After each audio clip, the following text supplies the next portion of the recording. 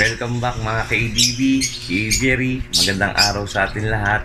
At nandito naman po tayo sa kwentong ibon at tips. Ngayon po, pag-uusapan po natin kung kaya bang bumuhay ng nag-iisang breeder lang ang kanyang inakay. Kumbaga, parang nakatakas yung partner, yung cock or yung hen, o namatay yung kanyang partner. Kung may inakay, kaya niya kayang bumuhay ng kanyang inakay? Yun po ang ating pag-uusapan ngayon dahil meron tayo dito. Ngayon po, sasagutin yung mga tanong nyo sa mamamagitan dito sa video na to. Okay guys, ito po yung ibon natin na green split pale fallow. Ayan, namatay po yung kapartner niya. Gawa ho nang hindi natin malaman kung anong dahilan. Baka mamaya na heat stroke or matanda na, namatay. Yan. Tapos ito po yung inakay niyang nabuhay niya mag-isa.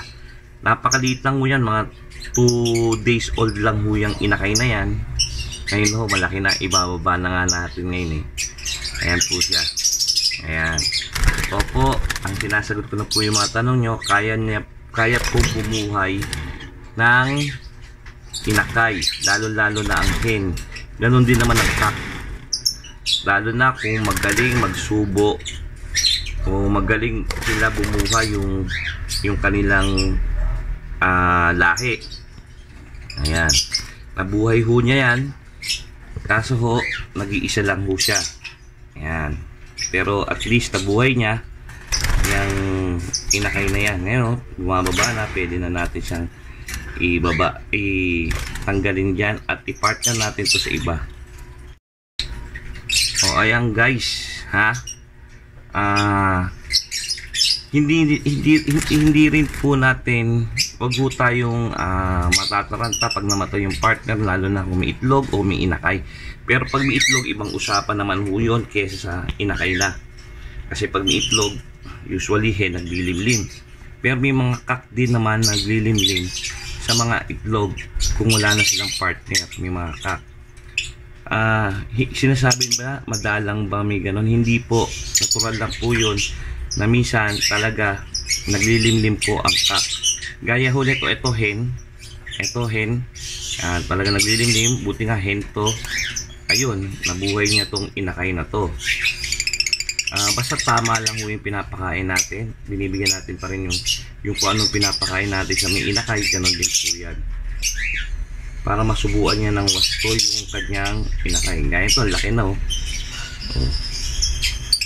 pwede na siyang ihango at lagay sa flight cage. Ayan, tama po kayo, nabubuhay ho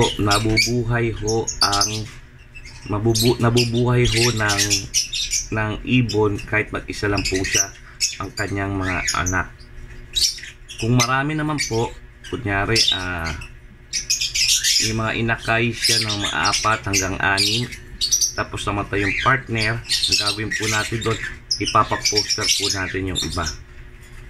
Ayan po, ipapaposter. Pero ang usapan naman ho rito, kung kaya nilang buhayin kahit pag-isa lang po sila na magpapakain o magsusubo sa kanilang inakay, pwede po, mabubuhay ho.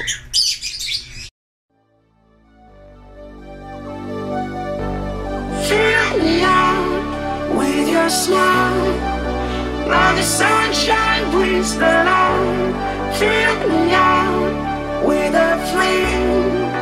I will let you in this game. Take me out when I'm down. Just with you, I'm safe and sound. Safe and sound. Safe and sound. Safe and sound. Safe and sound. Safe and sound.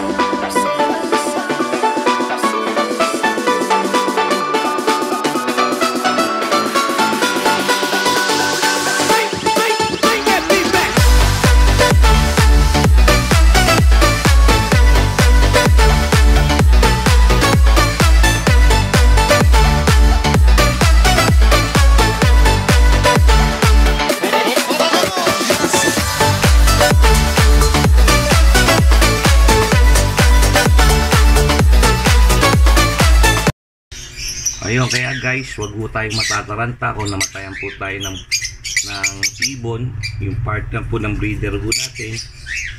Kung nangingitlog siya o kung may inakay, mabubuhay ho nila yan. Basta ang papakain lang ho natin yung talagang kinakain nila, yung pinakinakain ng mga inakay para masubuan. Yun po, wag lang tayo matataranta. Pero yun po, mabubuhay ho nila yan kahit mag-isa lang. Kahit po sa parakit ka nun ho. O ngayon ho, ang gagawin ho natin dito, hahanguin na natin to etong inakay. Ayan, tapos yung hen, ilalagay na natin muna sa flight cage para magkaroon siya ng bagong partner. Hanapan mo natin siya, ikukondisyon muna ulit mo natin siya. Medyo napagod ho siya, syempre pag isa lang ho siya nagpapakain sa kanyang inakay. Ayun ho, lalagay natin sa flight cage para makondisyon siya, makalipad-lipad siya at makakita ng bagong partner. Ayan po, huhulihin ko na ho to, itong inakay muna. Okay guys, ito na po yung inakay na nabuhay ng ating nag-iisang breeder na wala ng partner. Ito na po siya. Ayan. Ngayon po, syempre ho, hindi lang naman ho ito ang hahanguin natin o ibababa natin. Meron pa ho tayo ibababa at ilalagay natin sa flight cage. Mga kasidad niya. Kasi ito, marunong na kumain. Ayan.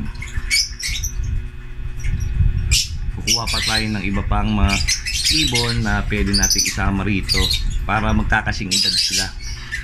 Ayun po ang gagawin natin. Kukuha pa tayo ng ibon ng mga inakay. So ayan guys, tatlo na ho sila. May dalawa pa tayong kunin, bali 5 yan kukunin natin. Ayan, sabay para may kasama siya sa flight cage ito at magkakasing edad sila.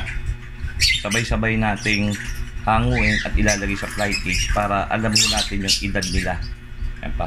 May dalawa pa tayong kukunin. Sandali.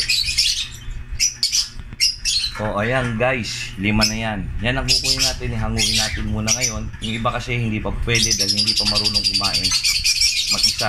Pero itong 5 to marunong na kumain, kailangan natin hiwalay at para makapag-breed na at makapagpahinga na muna yung mga breeder natin at makapag-breed na ulit sila ng itlog.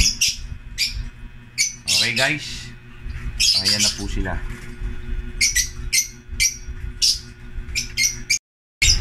Okay guys, ito na po yung ating ilalagay natin sa flight cage kasi marunong na silang kumain para makapagpahinga na rin mga breeder natin at makondisyon ulit.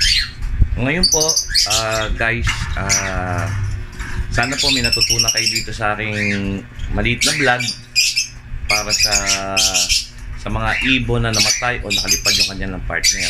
Ayan po, at sana po pakishare naman po to sa mga newbies o sa ating mga kailangan mag-ibon para magkaroon sila ng konting kaalaman. Ayan po. At ako po yung nagpapasalamat po sa inyo dahil nakatanggap na po natin yung AdSense natin sa YouTube.